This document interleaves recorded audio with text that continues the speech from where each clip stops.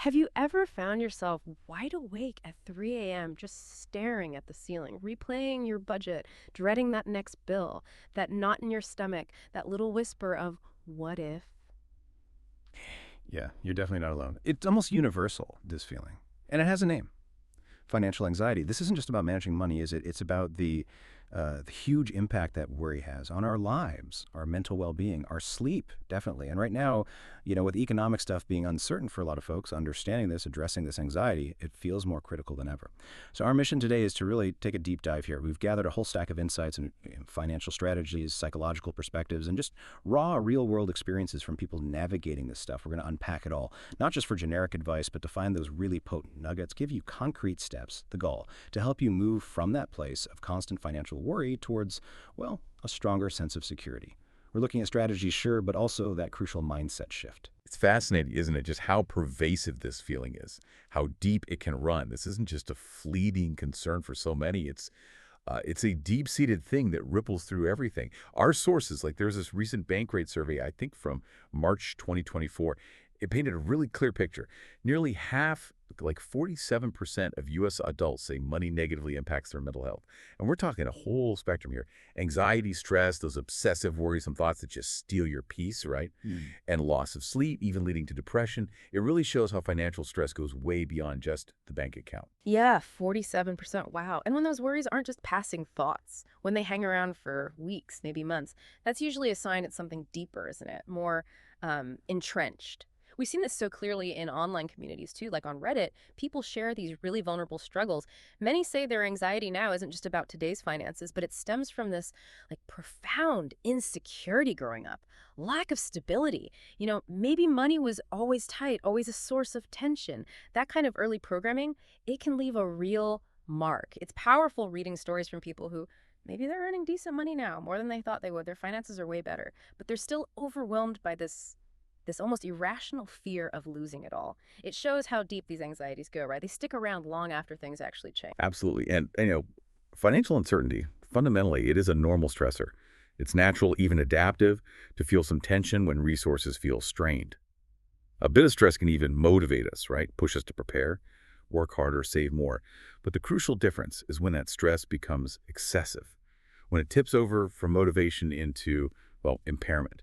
Instead of helping us prepare, it actually blocks our ability to think clearly, make good decisions, take effective action. It's like being frozen instead of spurred on. Impairment. Okay, Okay. so it stops being helpful and actually makes things worse. Exactly. And this gets magnified during tough economic times. Recessions, job losses, even just persistent inflation grinding away. It's like a magnifying glass on any existing mental or emotional health issues. Think about it. If someone's already dealing with depression or anxiety, maybe past trauma, PTSD, grief, addiction, these economic pressures make coping so much harder. David Yonkin, he's a senior EAP consultant, a clinical social worker. He sees this directly in those, increases in substance use, other unhealthy coping behaviors when financial stress just gets overwhelming. Right, people trying to numb it out, Yeah. basically. And our bodies and minds, they give us signals when stress is hitting that overload point. You might find it hard to communicate your thoughts clearly. Trouble sleeping, that 3 a.m. stare you mentioned, mind racing, irritability cropping up more, maybe relying more on things like alcohol or drugs or food, overeating, undereating. Work performance might dip. Physical symptoms too, headaches, stomach issues, muscle tension, even feeling disoriented, trouble concentrating, or deeper feelings like hopelessness, mood swings, guilt, self-doubt about managing money. What's really fascinating and maybe most critical is realizing how our financial reality doesn't just hit the bank account. It truly permeates everything: sleep, relationships, thinking, physical health. It's all connected. Recognizing these signs, even the subtle ones, that's the essential first step to tackling the anxiety and getting back some control. Okay, it's clearly not just about the numbers then. It's so deeply interwoven with our whole sense of self, our security. But okay, the good news is there are concrete things you can do, right, to move beyond feeling overwhelmed. So let's unpack this. If we're going to tackle financial anxiety head on, transform that internal what if worry, we need a solid foundation. And that foundation, it sounds like, starts with getting real about our money. Absolutely. The cornerstone of gaining control and really gaining agency over that anxiety is revisiting and mastering your budget. It's not just, bean counting. It's the fundamental tool for consciously managing your money. And it becomes even more vital during high inflation or economic downturns. So where do you start? First, Clearly separate your essential expenses from your discretionary spending. Essentials are the non-negotiables: housing, food, necessary transport, utilities, minimum debt payments. Discretionary is, well, pretty much everything else. Dining out, entertainment, new gadgets, that weekend trip. The wants versus the needs, basically. Pretty much. Once that's clear, you can spot opportunities to maybe curtail or delay some of that discretionary stuff. Ask yourself, how much would it really impact your life to delay buying a new car for a bit or postpone that big overseas trip for a year? Often, these adjustments, they might feel a bit frightful at first, like a sacrifice, but they can seriously boost your near-term savings without actually wrecking your quality of life long-term. The goal isn't deprivation. It's crafting a budget that's realistic and crucially sustainable for you. It needs to reflect how you actually spend, but also encourage, mindful consumption. Effectively, categorize expenses, fixed costs like rent, variable costs like groceries, set spending limits for categories. Digital tools, apps, they could be a huge help here, like YNAB. You need a budget. People find it really helpful because it budgets the money you have right now. It's a zero-based approach. Every dollar gets a job. This reduces stress massively because you get this super clear, immediate picture. It gives you a real sense of control. That sustainability point is huge. And the psychological benefit, it's not about instant perfection, right? It's progress you can actually stick with. And this really echoes what we heard from people on Reddit. One person said it beautifully.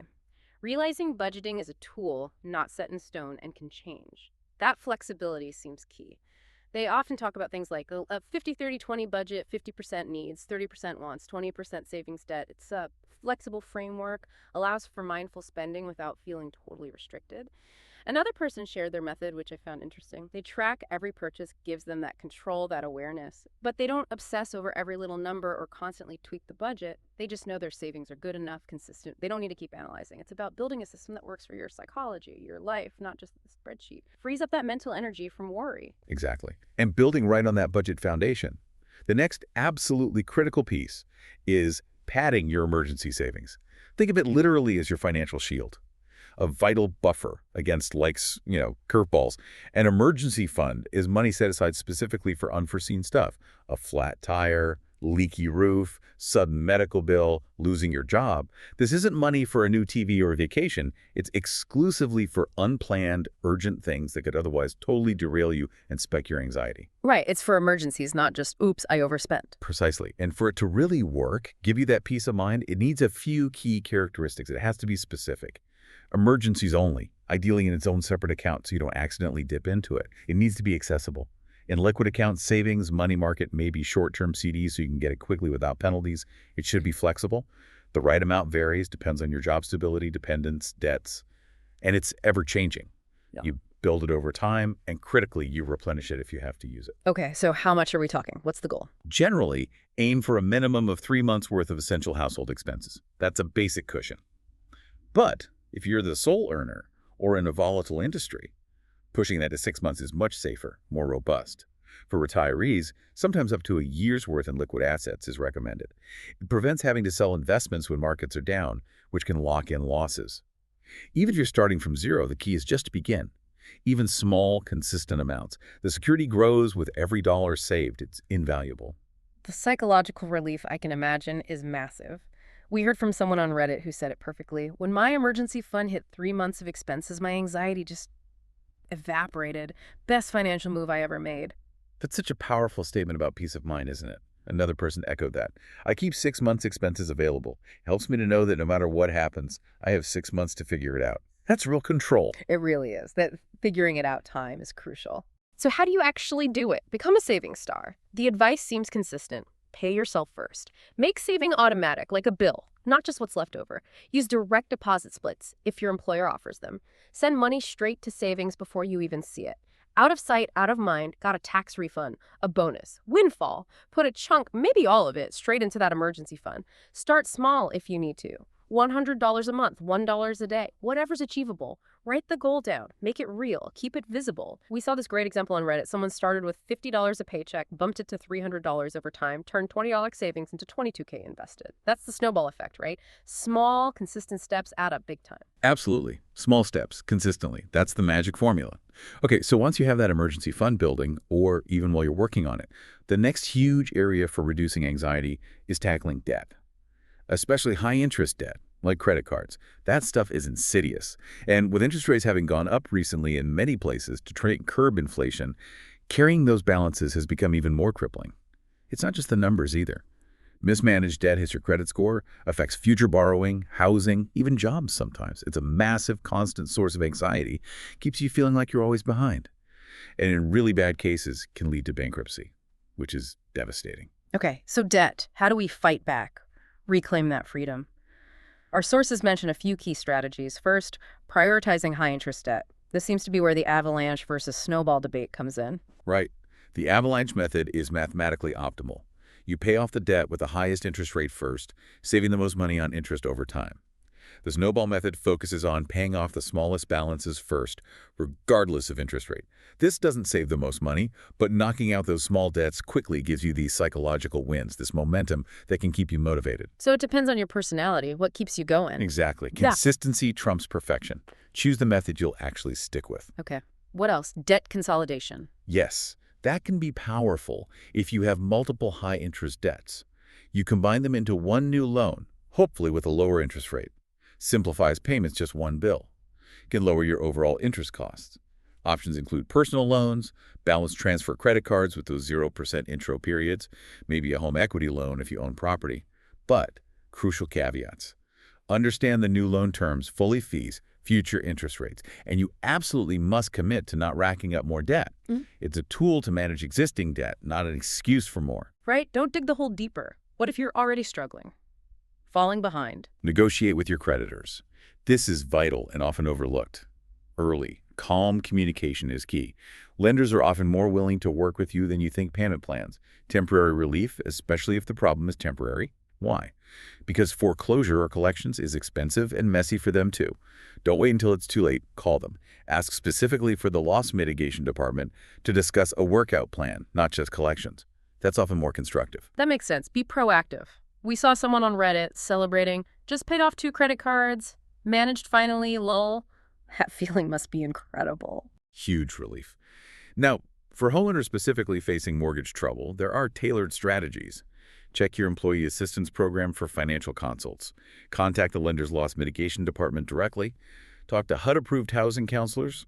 They're experts, often free, can negotiate for you. There are alternatives to foreclosure, which is always the last resort. Selling, pre-foreclosure sale, maybe a deed in lieu. It's crucial to understand the tax and credit impacts of these options. And military personnel have special protections under the SCRA, like interest rate caps during active service. Lots of options, but the key seems to be communicate early, get expert help. Precisely.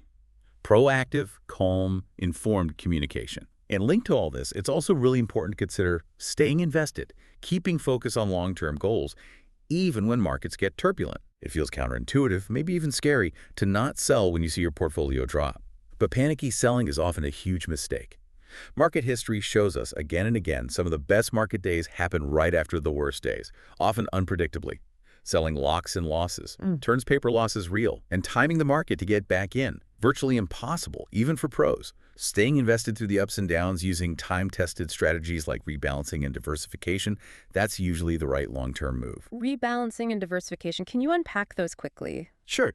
Rebalancing is just periodically adjusting your portfolio back to your target mix. If stocks soared, sell some, buy bonds, get back to your plan. Forces you to buy low, sell high systematically. Diversification means spreading investments. Different assets like stocks and bonds, different industries, geographies, maybe real estate, reduces risk from any one area tanking. And dollar-cost averaging, investing a fixed amount regularly, like every month. You buy more shares when prices are low, fewer when high. Smooths out your purchase price. These strategies plus emotional discipline historically lead to rebounds. Patience pays off. That long-term view seems essential.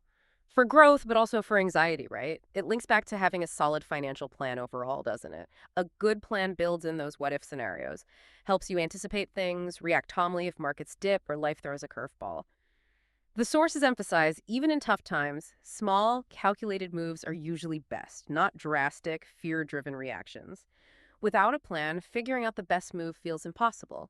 So setting clear goals short-term, long-term, like that $5 K buffer someone mentioned, or saving for a house, retirement, that gives you motivation, a way to track progress.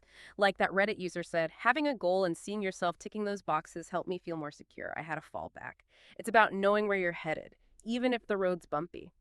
Oh, so all these practical steps, budgeting, emergency fund, debt strategy, investing, they're powerful. They lay the groundwork. But here's where it gets like really interesting. Because money isn't just numbers, is it? It's so tied up with our emotions, our past, our mindset. Financial security alone doesn't always kill the anxiety. You have to play the mental game too. You're absolutely right. Our psychological state colors everything, often more than the actual numbers do. One of the first, maybe most crucial steps in managing the feeling of anxiety, shifting from worry to agency, is just acknowledging and validating your feelings. One source suggested starting with a simple, powerful OUCH. Give yourself permission to feel the pain, the anger, the frustration, the unfairness. Recognizing, yeah, this hurts, it's frustrating, it feels unfair. Validating those feelings is key. That initial validation lets you move beyond being stuck in OUCH mode, ruminating, and lets you start asking, okay, how long do I stay here and how do I move forward? Yeah. Self-compassion first. Okay, so feel the feeling. Don't just stuff it down. Then what? Then, actively challenge those negative thought patterns that fuel the anxiety. Negativity is contagious, right? In your own head, too. Our brains are kind of wired for threat detection, the negativity bias. We default to worst-case scenarios, so you're often battling your brain's programming, not just your finances. Consciously try to consider, okay, these might be tough times, but they will pass. History shows that. And importantly, don't make rash decisions when you're anxious. Anxiety clouds judgment. Give yourself space to think. Focus on the present, on what you can control, not the uncertain future you can't predict.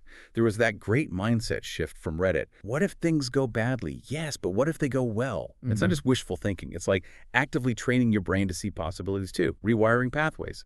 And normalizing recessions helps too. Knowing they're cyclical, they end, like all those examples, 1960, 73, 81, 2008, it provides perspective. Reduces the feeling of, this is forever. That perspective shift is huge. Okay, besides challenging thoughts, what about mindfulness, self-care? That stuff often goes out the window when we're stressed about money. Tragically, yes, but it's fundamental. Prioritizing adequate sleep, healthy food, regular exercise, these aren't luxuries. They're pillars of resilience. They help you avoid stress-related illness, regulate emotions, think clearly for better decisions, relaxation techniques, too deep breathing, meditation.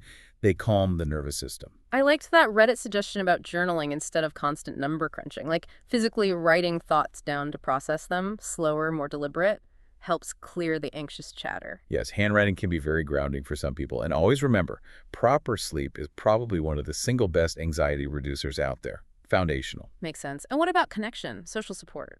Vital. Especially when financial anxiety feels so isolating. Spend time with trusted people. Share how you feel. It's validating. Brainstorm coping strategies together. Fresh perspectives, practical ideas can emerge. Be honest about your needs in relationships, personal and work. It fosters understanding. For families, tough times can be chances to work as a team. Prioritize the partnership. Communicate openly. Share responsibilities. Handle finances jointly. Builds resilience together. With kids, teach them about money, basics, income, expenses, allowance, chores. But shield them from the heavy burden of adult financial struggles. That worry isn't for them. Protect their sense of security. Okay, team approach for families. And what about turning challenges into opportunities? That sounds optimistic, maybe. It can be powerful. See tough times as a chance to take stock, make needed changes, maybe learn new skills, take courses, could lead to better job options down the line. Turn a setback into a game. Engage in activities outside of money worries.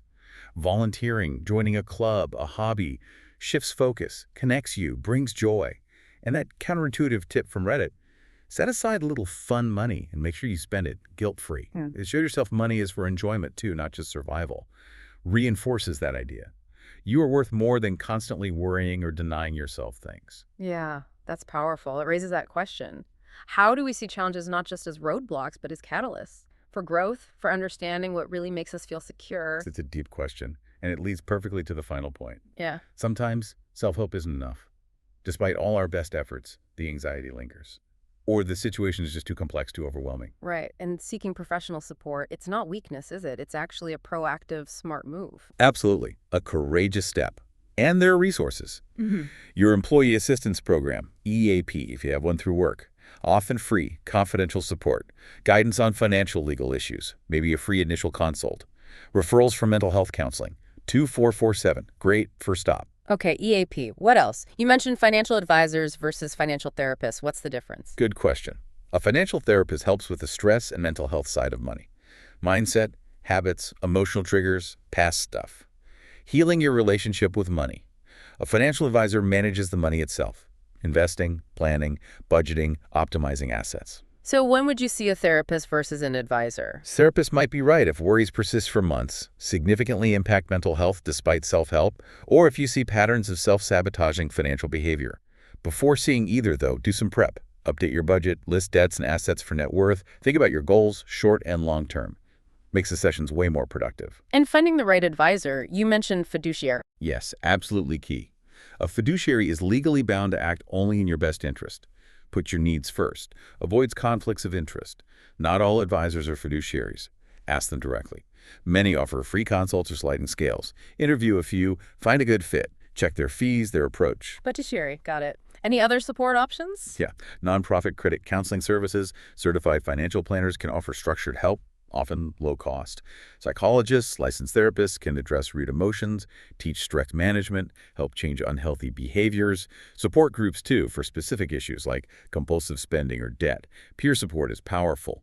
Bottom line, if self-help isn't cutting it, if you're using substances to cope, if emotions feel increasingly troubling hopelessness, severe irritability, it's time to reach out. Seeking help isn't failure. It's a proactive, wise step towards holistic well-being.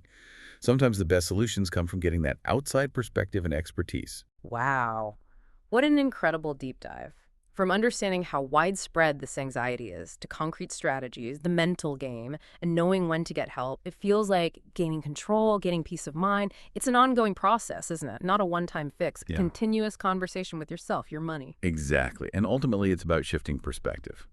From scarcity fearing not enough to abundance. Not just material abundance, but abundance in resilience, inner peace, belief in your ability to navigate things.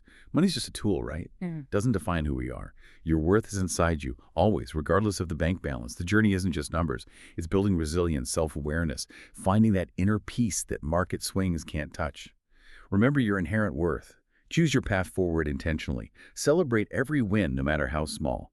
Remember the power you have to steer your own ship. We really hope this deep dive has given you some powerful tools, maybe some fresh perspectives, and definitely a renewed sense of possibility.